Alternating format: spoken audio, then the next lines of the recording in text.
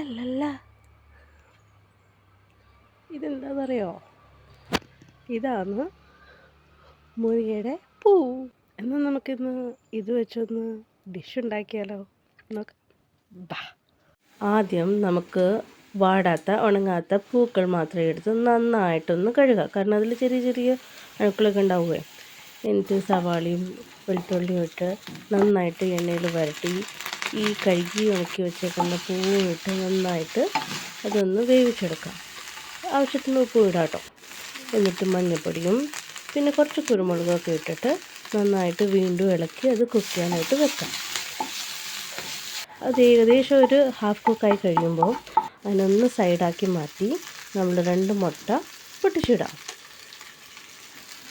ഇപ്പോൾ സൈഡാക്കി വെക്കുന്ന ഒരു ട്രിക്കാട്ടോ. അതെന്താണെന്ന് വെച്ചാൽ നമ്മൾ ചിക്കുന്ന സമയത്ത് പൂ സെപ്പറേറ്റായി നിൽക്കില്ല. മുട്ട ഇങ്ങനെ ചിക്കി എടുക്കൂലേ, ആ സമയത്ത് പൂവിൻ്റെ മേളിലാണ് ഇടുന്നതെങ്കിൽ പൂ ഫുള്ള് കോട്ടഡായിരിക്കും.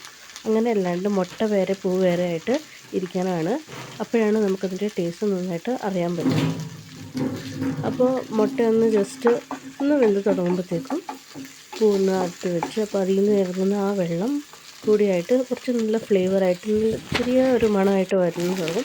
അപ്പോൾ നമുക്ക് നന്നായിട്ട് ചിക്കിയെടുക്കാം.